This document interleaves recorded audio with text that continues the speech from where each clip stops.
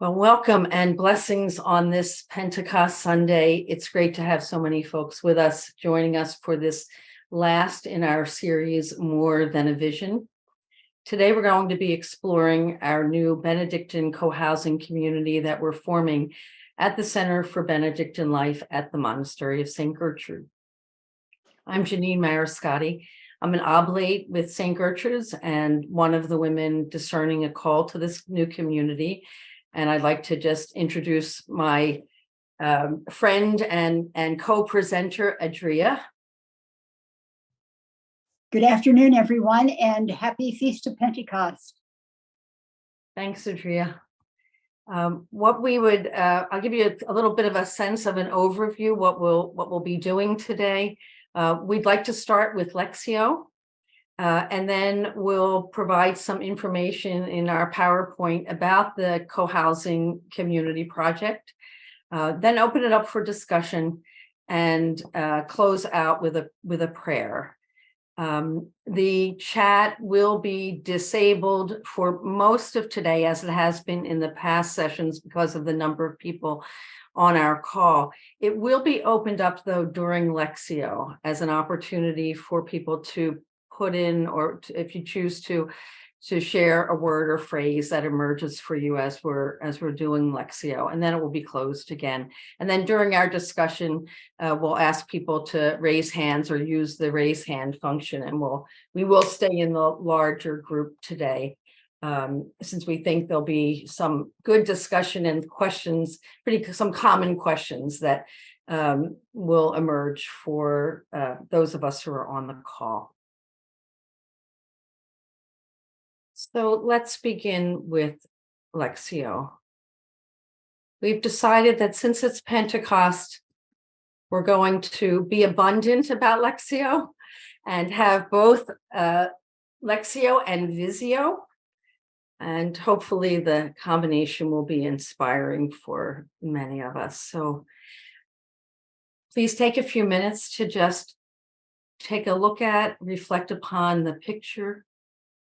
And then I'll say the words from Isaiah, pause, and then say the words again another time or two. And please feel free, again, if you would like to put a word or phrase that emerges for you as we're praying, meditating, reflecting now, please feel free to do so. See, I am doing a new thing. Now it springs up. Do you not perceive it? I am making a way in the wilderness and streams in the wasteland.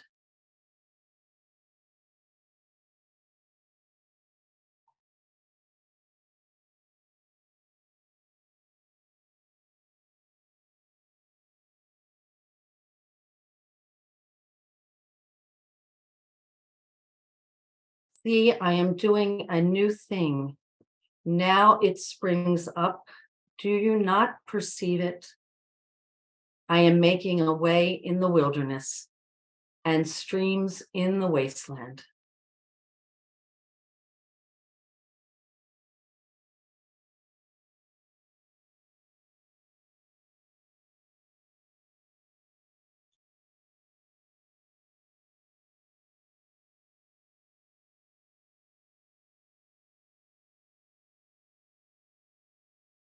See, I am doing a new thing. Now it springs up. Do you not perceive it? I am making a way in the wilderness and streams in the wasteland.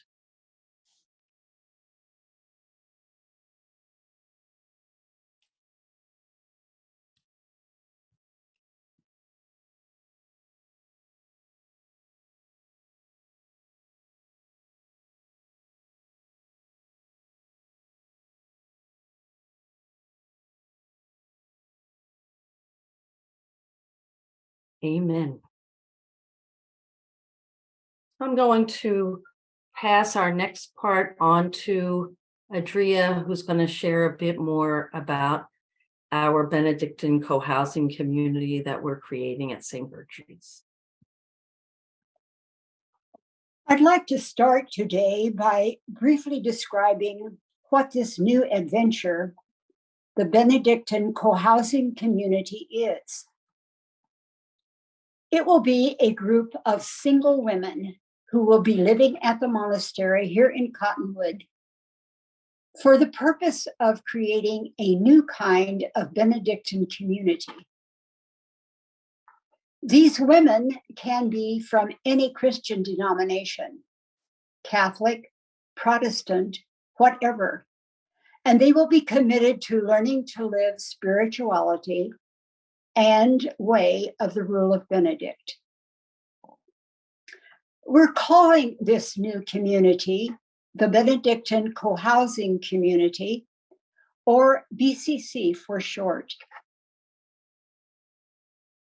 The BCC members will live in the monastery with the sisters in the recently renovated residential part of the monastery. The cohousing women will have their own suites, which is a couple of rooms and a private bath. The BCC members will eat, pray, and participate in common life with the sisters. They will make an indefinite commitment to this way of life. Of course, they can always leave if they feel it's not a good fit. The key idea we're stressing is that this is a commitment to creating a new kind of community. It's not just a unique housing option or retirement living in the convent. It's going to be hard work creating this new kind of community.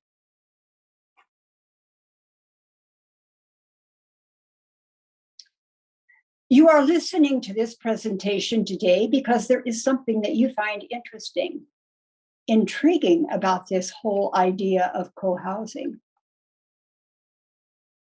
As you discern whether this will be an option for you or someone you know, it will be critical to spend some time exploring your motivation. Why are you interested in cohousing? As you explore, there are a couple of key questions behind the idea of cohousing and whether it would be a good fit for you. The first is, what does your heart long for? In other words, do you feel a sense of wanting to live life on a deeper level, with more meaning, a deeper purpose? Perhaps the second question comes from a quote by the late poet Mary Oliver. Tell me, what is it you plan to do with your one wild and precious life?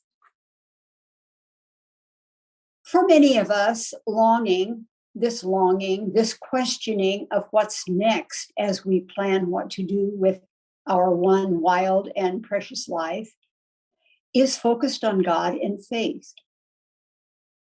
Some of these questions may begin when it feels like the life we've been leading isn't quite enough, that our faith needs to be more than something we do on Sunday, or simply a set of beliefs, or behaving like a good Christian. For many of us, there is a yearning for God, for a life in which our faith can be central rather than peripheral. But in the midst of the chaos of ordinary life, of multiple demands, a culture that just doesn't understand a call like this, it's hard to live on a deeper level. For centuries, Women and men in the Christian monastic tradition have sought ways to lead lives centered on God through community, practices, structure, and simplicity. The way of St. Benedict, which people have followed for over 1,500 years, is an example of a simple, structured way of life that allows people the freedom to live a life focused on God. This is the foundation of what the BCC is all about. It's Benedictine. It's about knowing God, transforming your life in the context of community. Benedictine life is goal-oriented. It's about being transformed, becoming the image of God you were created to be. And to do this requires practice, reflection, support. It's about praying in common and individually every day, whether you want to or not. It's living with people and learning to love them if you don't like them. It's living simply and learning that you're not entitled to everything you want. And if we do that, Benedict has some beautiful images of the goal of monastic life. He quotes St. John, "We will attain the perfect love that casts out fear." Other images include dwelling in God's tent, running on the path of God's commandments, our hearts overflowing with the inexpressible delight of love. In other words, it's hard work, but it is the work of putting God above all else. Now, traditionally, when people wanted to live a Benedictine monastic life of community, prayer, simplicity, service, they had to be Catholic and take vows to become a sister or monk. There hasn't been a clear alternative for people who want to live Benedictine life in community without being Catholic or becoming a monk or nun. But what we're doing with the Benedictine community, cohousing community, is creating a way to live Benedictine community for women of all Christian backgrounds without making traditional vows. This will be a new way to live the Benedictine monastic life. It's meant for women who feel a strong call from God to live this way of life. It won't be easy. If you just don't want to be alone or just want daily Mass, this isn't for you. It is a calling for pioneers to do some really hard work to create a new way of life within a community according to the tradition of Benedict.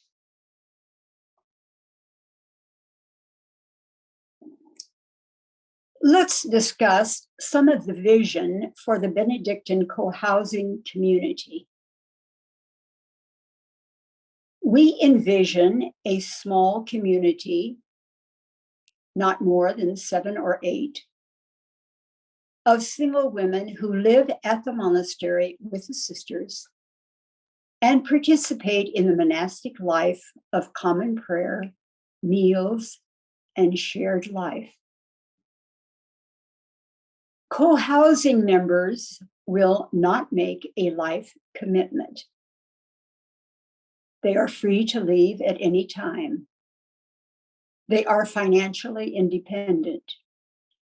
They own their own property. They choose their own work opportunities.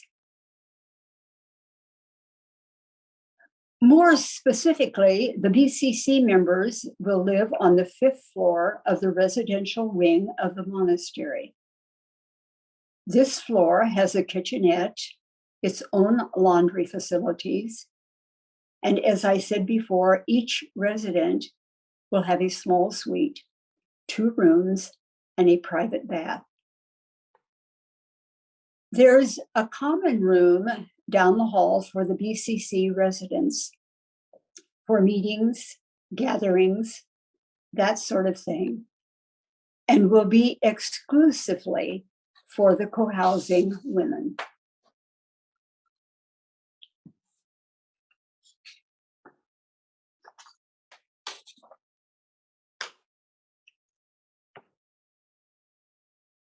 So what will this new Benedictine way of life look like on a daily basis? We see our cohousing members integrated into the life of the Center for Benedictine Life at the Monastery of St. Gertrude. Our life is one of community, prayer, service. We live together. We pray together 3 times a day. We share meals, work, and common life. Together, we seek God and we see our common life as a way of supporting one another as we grow in faith, entering more deeply into relationship with God and each other. The cohousing members will not be required to do any particular work at the monastery. They aren't volunteers. The cohousing members can do whatever kind of work they feel called to do, whether it's employment in the local area, volunteer work in the area, or using their gifts to help with jobs or tasks at the monastery.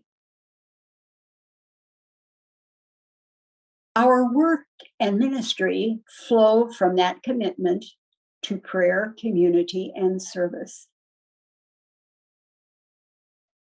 The practical reality, however, is that the monastery is 3 miles from a town of 900 people in an extremely rural area.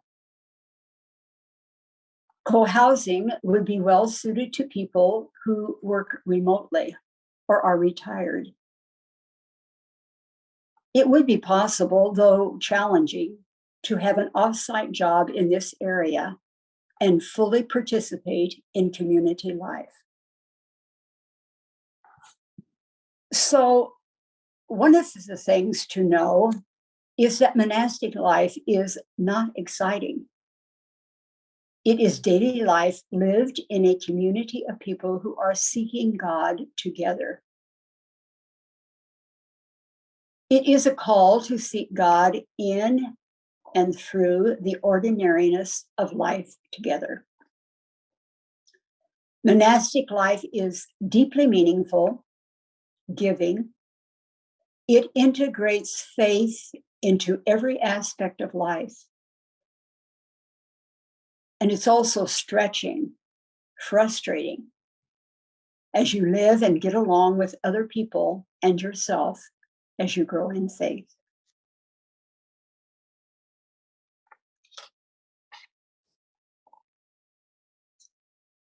It is probably helpful to know a little bit about life in Cottonwood and at the monastery. Currently, we have 28 sisters, 25 of whom live at the monastery. We have a very busy retreat center, the Spirit Center. We operate a museum and book and gift store. We have a bed and breakfast on the ground floor of our guest house. We have an active volunteer program, as well as a program for artists in residence who come and stay for a month to do art. We also have about 100 oblates who are primarily local or living throughout the Northwest, and several members from across the country, coast to coast. We have regular concerts, art shows, an annual Raspberry Festival. And last year, we announced that we are the Center for Benedictine Life at the Monastery of St. Gertrude. We are now implementing a new vision of what it means to be a Benedictine community that includes more than vowed religious.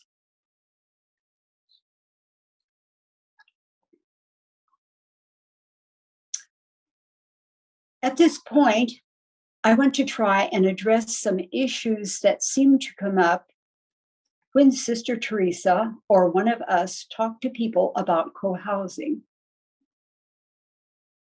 There are concerns that people have that are rather fuzzy, but basically involve the future of the sisters and the Monastery of St. Gertrude in general. These questions usually involve whether there will be new vocations, sisters, whether the monastery will survive given what's happening with religious life in the Catholic Church today.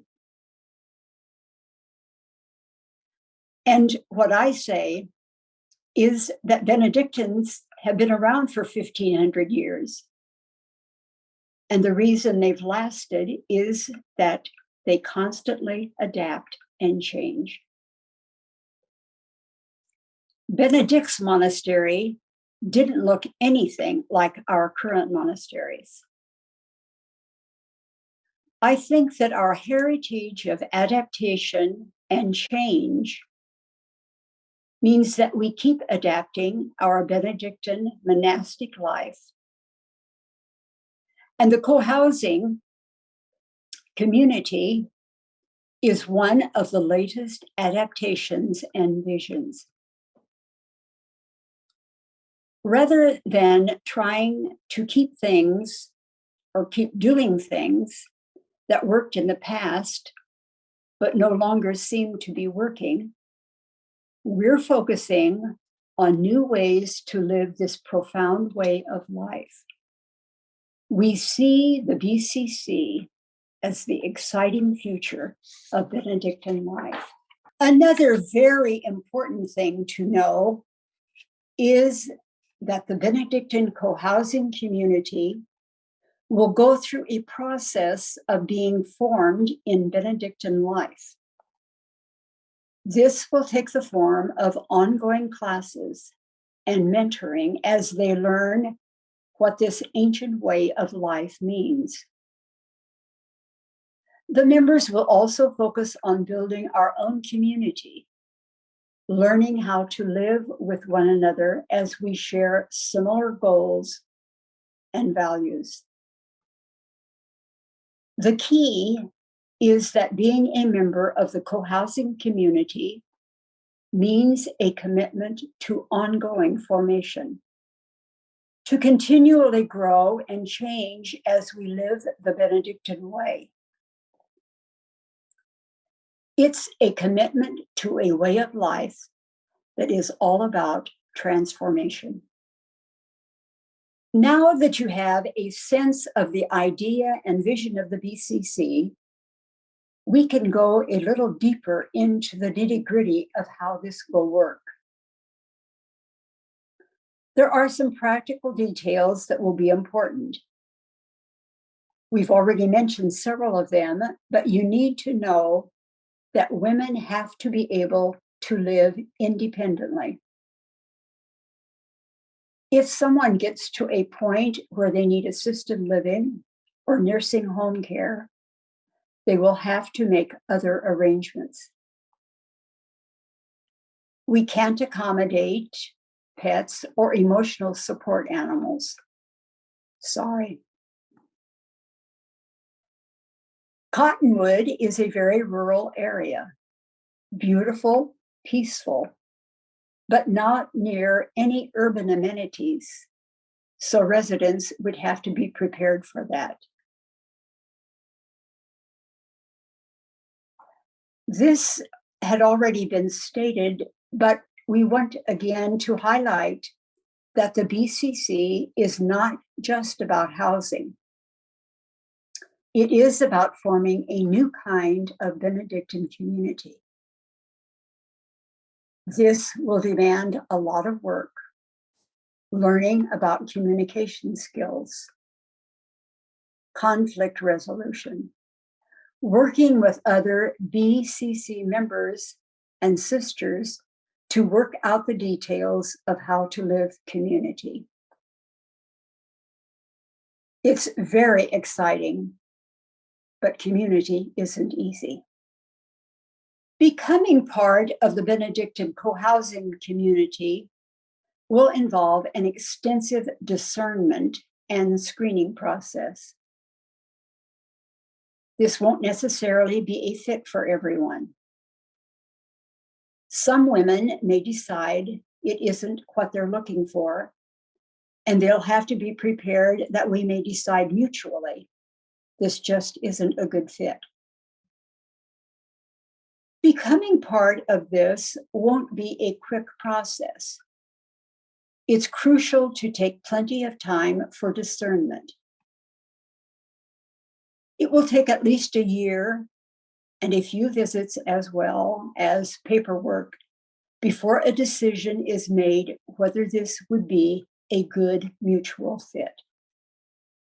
So you might be wondering, when will this new community really happen? Well, it's already happening.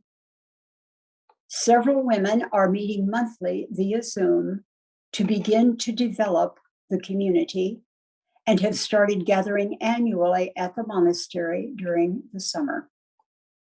Here are some next steps if you continue to be intrigued. The first, most crucial part is to take this to prayer. If you have a sense of calling or even just curiosity, keep praying about it. Keep listening. Keep exploring. Keep discerning. And the other absolutely critical piece is to be very honest with yourself about whether this would be a good fit. Be honest about your motivation. Why are you interested? Creating a new community like this will be hard work. Are you prepared for that?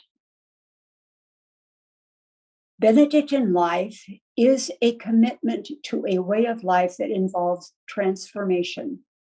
It isn't easy. Is that what you're looking for? Spend some time with the St. Gertrude's website. We have a great website, and it will give you a sense of who we are and what it might be like to live here. If you're still interested, send Sister Teresa an email. Teresa's email is there on the screen. So if you have a question, an insight, a suggestion, we would love to hear from you. And there's some other people on the call today who are also discerning the co-housing community. So please feel free to jump in as well. Edrea, you may have answered everything. Or you scared everybody away. I'm not sure. Well, it was a lot of material to cover, but all essential, I thought, to give the picture. Great. Thank you. Maria, Victoria? Thank you for your wealth of information. I just have a quick question. You mentioned about paperwork. What kind of paperwork is needed to be accepted into the co-housing community? Mm-hmm. So we have been working. I'm also part of a smaller group, a kind of steering committee that has been working on some of the logistics involved with the co-housing community. So we have been developing some of the sort of initial discernment paperwork, with some sort of key questions that get the candidate, let's say, to be thinking about, is this really the direction that one of us would want to go? And then if it's still a yes, it's still, intriguing. If the person has not yet visited the monastery, we really encourage some visits to the monastery. And then a little bit more of deeper reflection about, things like what it might look like to live, as Edrea pointed out, in a very rural area with, the sort of next sort of large town is an hour away, and it's not a large town anyway, but it's, it has, but certainly Cottonwood is quite rural, beautiful, as we said, and peaceful, and also sparsely populated, both in terms of people and in terms of, like what's available in town and so on. So kind of getting a sense of that, figuring out things like finances, having a plan so these would be some of the things we would be asking as part of that discernment process in terms of the paperwork. Figuring out what a plan would be if one of us could not stay living at the monastery. What's our backup plan? Would we consider something in the local-ish community?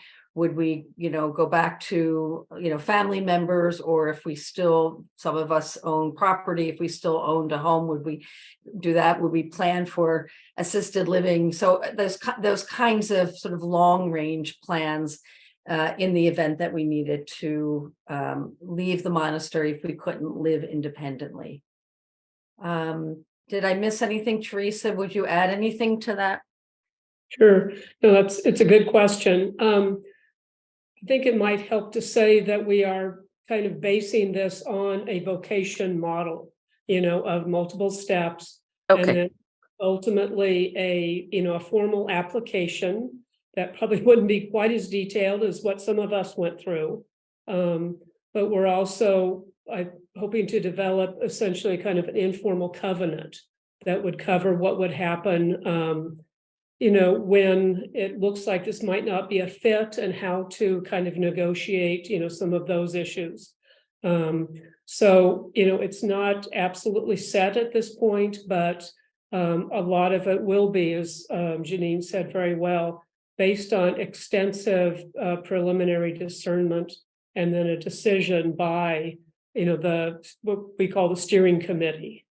So it's a simplified vocation model, might be a way to put it. Thank you. Yes.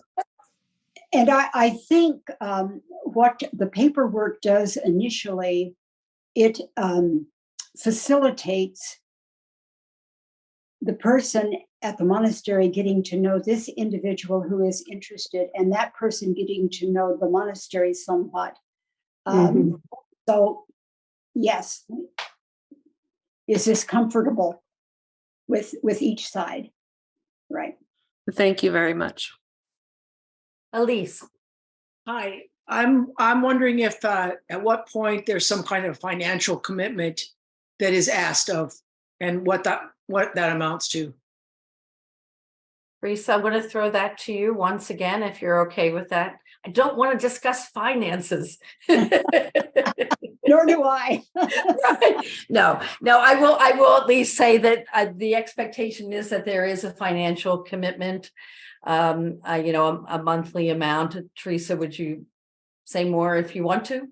Okay, sure. No, it's an important question. And basically what we say is that, because there isn't a lifetime commitment as there is with sisters, where a sister would donate whatever earnings she has, that sort of thing. And in turn, the community takes care of her for the rest of her life. This is a different kind of model. And so we have set a suggested monthly donation at $1,000 a month.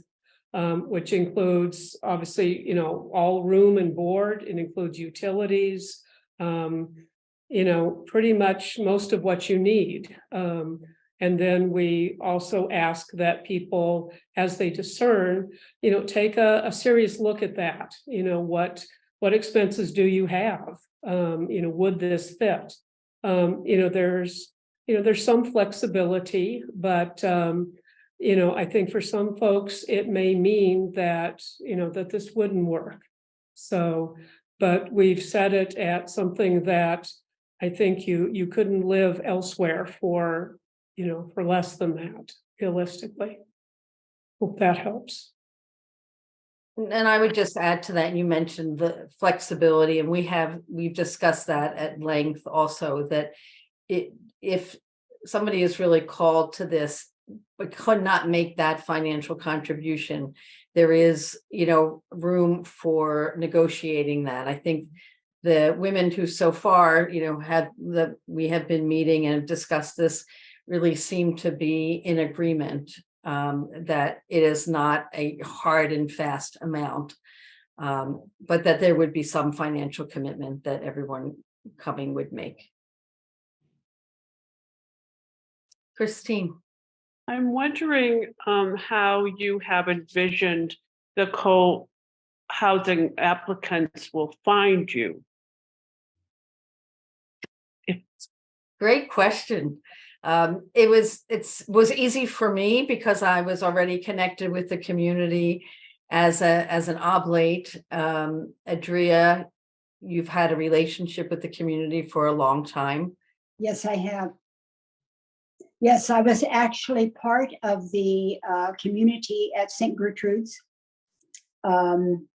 Chose to leave and use all of my gifts as a layperson, but have always been closely connected with the monastery. It's like the umbilical cord has never really been cut. So all these years that I have been away from the community, I've continued to go back for retreats, for volunteering, for visiting. And this just seemed a natural completion to the Benedictine ideals that I have lived my entire life. And I think, again, Teresa will be able, because she really, all the, communication initially goes to Teresa, so that she, at this point, so she could give us a better sense of kind of how people have learned about it. I know that some of the women interested have volunteered at the monastery or participated in the artist in residence program. A couple of the others, I'm not quite sure. So are there other ways in which, Teresa, that people have found us? I will say, just as interesting question, Christine, because I actually live outside of Philadelphia, so I live on the opposite part of the country. And when people ask me how I found it, I found it on the internet. So I think probably other people might be finding, I did not expect to find a community across the country to be associated with. I thought something in my own backyard, but that's not where I was meant to be, obviously. So and that's interesting. And I think word of mouth is big. I remember in 1999, before I came to St. Gertrude's for a month of volunteer and living there, I was just sharing with some people that's what I was looking for, a place where I could, a Christian community where I could spend some time. And someone I knew was from the area and acquainted with St. Gertrude's. Yeah, I think that's a very important way. Thank you. Yeah, I think if a person is being called to this, the Spirit will find you. The Spirit will ferret you out. great. Don.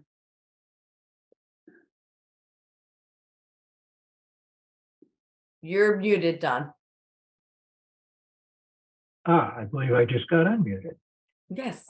First of all, I have a question, and then I would like to make a comment. The question is there any thinking that if a fairly young person came in, that this could be a track to profession? So I would say that we are not viewing it that way. That Okay. we really see this as not necessarily, or not in any way, I would say, a pipeline to traditional vocations. That said, that could happen, right? It could happen, and I think the community would certainly be open to that. That's not, but I would want to be clear that that's not the goal, and that wasn't even part of sort of our thinking in the development of the co-housing community. I thought that, but I thought I'd just, because I think Yeah. it is an interesting thing. Mhm. I did not go to seminary to become ordained, but here I am. So now, Yeah. my second thing is one of the things I do as part of my ministry is it's amazing how many older people in the United States have absolutely no idea, and I mean none, of the kinds of elder care and living situations there are available in this country, and the wide variance in cost. And when we talk to those people, sometimes they are absolutely blown away. Just for example, in my area of Kansas City, assisted living will cost you $6,000 a month. Mhm. Skilled nursing, 9,000 to 10,000. Memory care, 12,000 or more. And so, I think one of the things, if you haven't put it into your formula yet, that anybody that's interested in coming needs to have an awareness that if they leave the living situation, they're not, and they're barely making whatever it costs to be there on a monthly basis, or have a very little savings. This may be a very poor financial thing for them to do. Mm. And I, believe me, if I were female, I'd probably think about doing this. Okay. In fact, I may do it if we have a male monastery. But the problem is, I also understand these other things that so many people just have no idea what they're getting. Thank you. Yeah, that's an excellent point. I really appreciate you raising that, Don. I will say, even for myself, as I contemplate this and I think about being on the other side of the country where most of my support network is, for instance, that, so not so much for me about the financial aspect, although that is absolutely a consideration, but also about that, so if I needed to leave, what would my options be? What would feel reasonable and comfortable enough for me? But I also think too, remember, if you don't have the money, Medicaid covers it. But I think most people that I have met and know would prefer not to be under Medicaid. It can be a very stressful and somewhat unpleasant living. Right. So as you said, Medicaid does cover nursing homes, skilled nursing care, but it doesn't cover assisted living. And so that's the tricky sort of middle loophole, I think, in that we have in this country. But I won't say any more about that. I'm a social worker by profession, so I'll try not to get on the thing about healthcare in the United States. Wendy, it looked like you were about to say something before. Is that true? Unmute.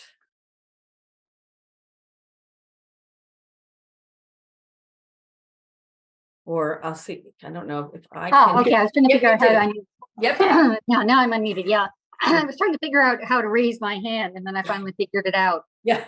electronically. But the question about how people find St. Gertrude, I had no connection previously. I've just spent a month volunteering from mid-April to mid-May, and I am in discernment now for the co-housing.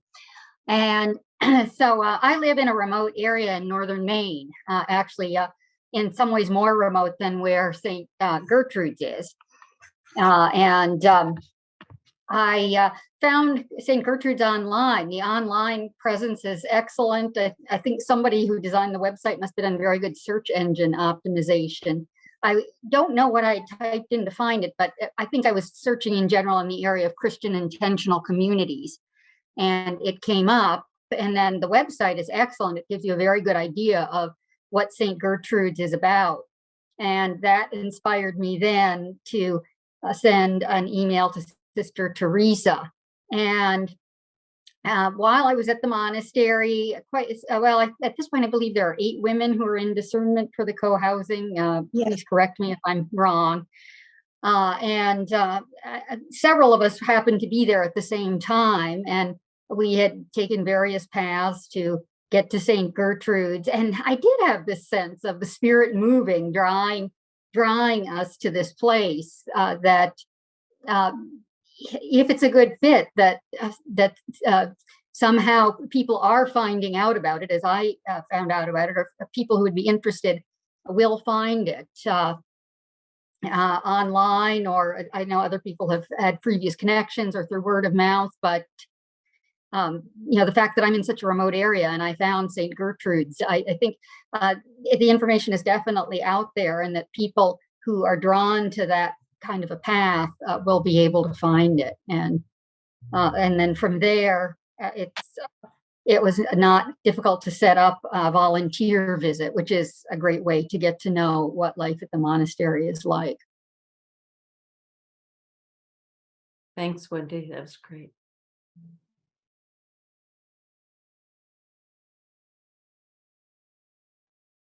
Other questions, insights, suggestions? We're very much open to your feedback. This is new and sort of, growing, and it is Pentecost, so a good day for for some new insights. Christine, did you? Yeah. Yeah. I will add that, this whole process, attending the online meetings, has been so exciting. And even for those of us who are friends of the monastery who won't be applicants for co-housing, it's very exciting for us. And in the way of seeing, I think, ourselves as supportive in some way, obviously financially supportive of the program is obvious, but in other ways too, that come up. I don't know. I'm just allow space for friends of the monastery to support the women who are in that process and who eventually end up in a co-housing community. Yeah, thank you. My sense certainly among the sisters, the Cenobita community, among the oblates and others who are connected with the monastery in some way, have been really open, excited, supportive of this. Mm-hmm. So it is, as Edrea would say, the Spirit is absolutely sort of moving this process forward, and it has been slow and steady. This is not something that we just started to think about a year ago. We've been working on it for quite some time, for several years, and points where we were saying, all right, maybe we're almost there. Some first person ready to move in. Nope, not, or maybe we need to step back, or maybe some of our own individual times sort of interests, like, oh, we really want this to happen, whatever it might be. But we really have been very thoughtful and prayerful and deliberate, I guess I would say, about the process, and there's been quite a lot of support. So I appreciate what you said, Christine. Tammy, is that a hand? Yeah, you are muted.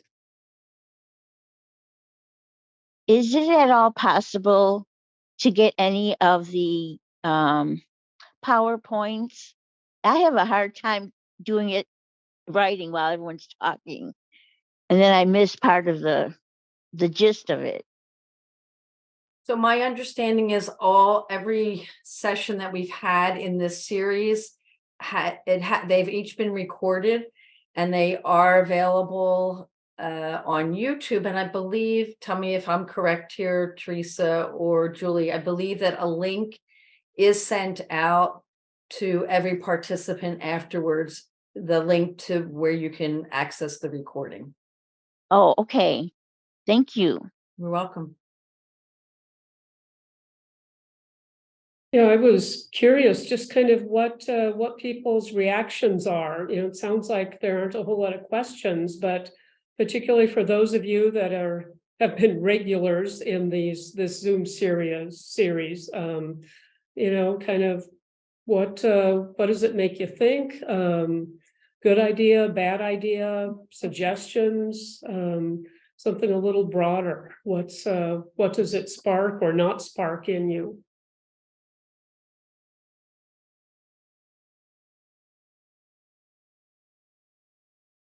Jeannie.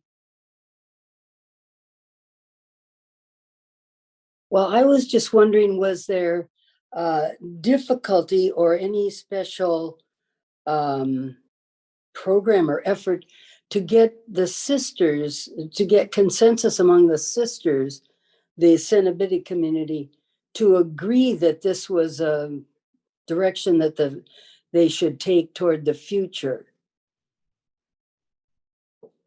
I want to turn that over to Teresa after I say one of the things that has always struck me in my time getting to know the community is that these are truly pioneering women, that this is their history, and this seems to be another opportunity to be pioneers. And I suppose, like there's probably any pioneers, there's uncertainty and some excitement and some more uncertainty and a little bit, kind of back and forth. But again, I'll have Teresa, because she's had a lot of opportunity, certainly over the last 5+ years, sharing this with the Cenobite community and getting their input as well. Mm-hmm. Yeah, thanks, Jeannie. It's a really good question. As Janine kind of indicated, we've been doing this for several years, having a pandemic in the middle of it. And then we figured out that in order to do some renovation on the floor that we were going to use, it turned out that the plumbing was, way in need of replacement. And so that was a whole piece. So there've been some of those. But my experience, my impression was that this was a surprisingly easy sell, if you will. Part of it helped that it was folks like Edrea and Janine, who the sisters already knew, and they could imagine them living with us. I think also we have had a long history, relatively long, of volunteers, including long-term volunteers. Edrea mentioned our artist in residence program. We've had quite a few of those. So we're used to new people. I think couple other things is that the sisters saw this as a real opportunity for the future. That, like most communities, we have, haven't had vocations like we used to. But this is a new way to continue the community. And that's exciting, I think, for the sisters. The other thing that's always critical is it takes time. You talk about it some more, you talk about it even more, you come back to it. And what's been kind of fun and probably a little frustrating for folks is, I get a lot of questions of when are they coming? Are they coming soon? And I say, just hang on, just hang on. We're getting there. But yeah, I've been compared to other processes in the Cenobitic community, it's been surprisingly easy to get people on board. Marie, you have your hand raised? I do. I've been attending since you all started, and one of the things that I've appreciated is the openness and the not sugarcoating things. And that was really important to me because I am part of I'm the chair for the 55 and under Benedictines. And so I'm always wanting to learn about the different avenues and ways that is coming alive in our church today. And so this was helpful for me to bring it back and to them and tell them that, hey, this is also an option for people who might be interested in a different way of joining the community and so on. So it was really helpful. So thank you for that. Thank you. And Marie Milne? Did I get your name right, Marie? Do you have your hand up? Yeah, I know it's Mari. Oh, I'm sorry. Is it? It looked like, oh, now I see it. Sorry, Mari. Yeah. I'm Australian on a thing. little screen, so Yeah. I changed your name. Sorry. That's all right. Just a quick comment. Thank you for the input today. I live not far in Australia from the Benedictine Abbey at Jamberoo.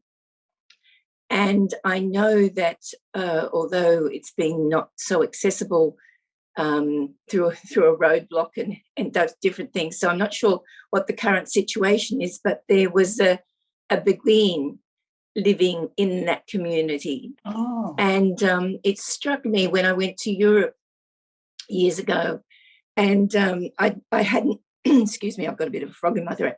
I hadn't known of the Beguines and what a presence they had in Europe at the time. But it seems to me that this is a way of bringing that way of life and the vowed monastics together. So it's sort of closely aligned both to me, brings that way of life, which is an independent religious life, non-vowed, to within the monastic community as well. So I think it's very exciting.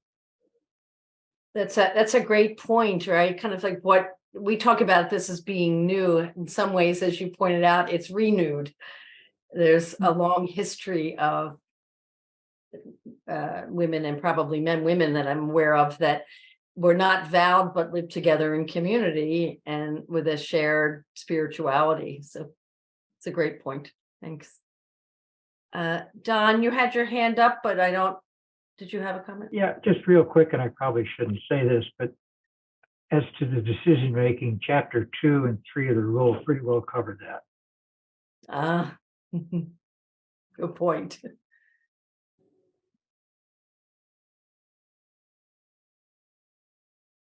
Other thoughts, suggestions, concerns? Paul? Wendy mentioned perhaps finding you through searching intentional Christian community. And I guess that raises for me the whole pioneering question, who you have discovered out there that may be moving in the same direction. And have you been having conversations with those Cenobite communities or intentional Christian communities that are independent of a monastery? Are there others that you've had conversations with who've contributed to and who we could possibly connect with and discover things from for the for the communities that we are a part of. Especially, I'm thinking of independent communities. Sure, great question. I know that the group that I'm part of, the steering committee, has not, as a group, we have not made connections with other communities in the northwest part of the country to kind of assess what they're also doing or might be doing. Teresa, anything to add to that? And that's my, from my perspective, I have not been involved in that, but I don't know if there were conversations or things happening beyond, what our group has been looking at. Yeah, no, it's a really good question. From what I can see, there are, a variety of creative endeavors happening. I know that, and I won't be able to say exactly what it is, but I know Bennett Hill in Colorado, a women's Benedictine monastery, is doing some really creative things. Erie, Pennsylvania women's community has done some very creative stuff. There are a variety of, other kinds of movements. I'm not sure exactly where it's at now, but there's the new monasticism, which is basically pretty rooted in, Protestantism, often, somewhat on the more traditional conservative side, but looking for intentional Christian community. My sense is that, a variety of things are kind of popping up, not only around this country, Canada, Australia, beyond. There doesn't seem to be much networking, because I think we're all doing things that are just enough different, or with different models.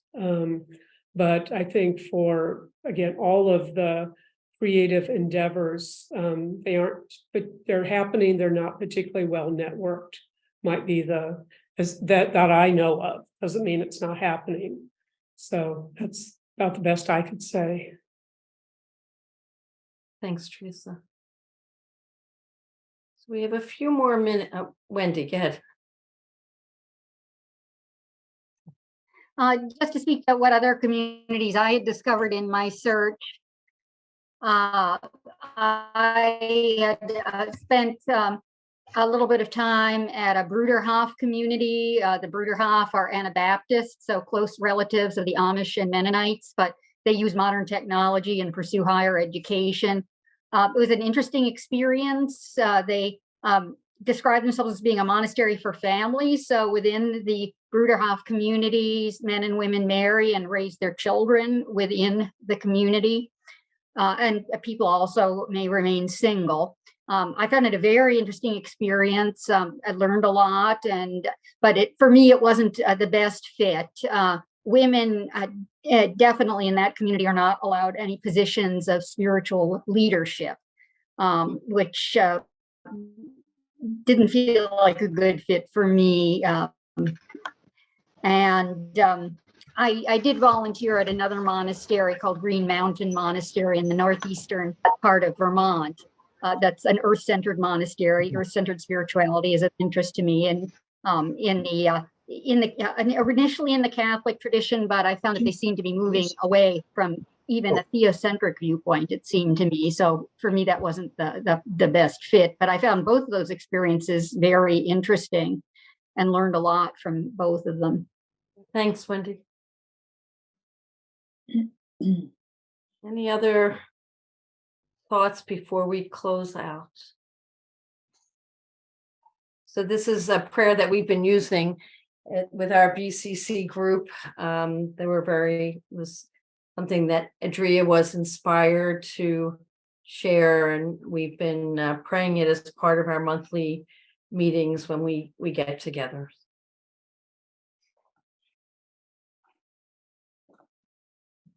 Breathe your spirit into us, O Lord.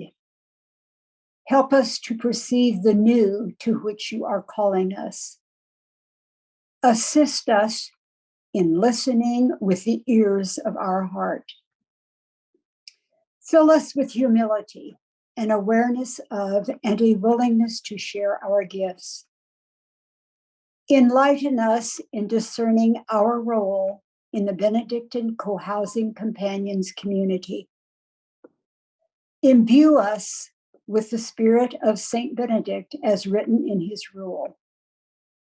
Set our hearts on fire. Propel us to embrace the vision and mission of the Center for Benedictine Life at the Monastery of St. Gertrude. Enable us to live fully this new life to which we are being called. We ask all of this in the risen Christ. Amen. Amen. Thank you all. I want to turn this back for one moment to Teresa Jackson so she can kind of close out for us this series that we've all had an opportunity to participate in. Teresa. Yeah. Well, on behalf of all of us here at the Center for Benedictine Life at the Monastery of St. Gertrude, it has been such a pleasure, such a gift to have so many people here with us over the last 6 weeks to learn what we're doing and to let you know and to know that we are essentially inviting you to this exciting new future for Benedictine life, that there are new ways to continue to live the rule of Benedict, just as there have been different ways for 1,500 years. And so what we're hoping to do is pretty soon here, since it's the end of the series, send you out kind of a little questionnaire and just invite you to say, what did you appreciate? Is there something you would like to see next? Where would you like to see some of this going? Because our hope is that this isn't, a 6 series one and done, but that you see this as really part of a movement for the future of Benedictine life, and that you will help partner with us in this movement. And if you ever have any questions, I think most of you have my email. And again, we'll send out something here before too long and invite your feedback and suggestions for where we all go from here as we create a new, exciting Benedictine future. So thank you so much for all of your attention, all of your participation, for being part of this. On behalf of all of us here, thank you. Thanks, Teresa. We wish everybody well and blessings, blessings, blessings.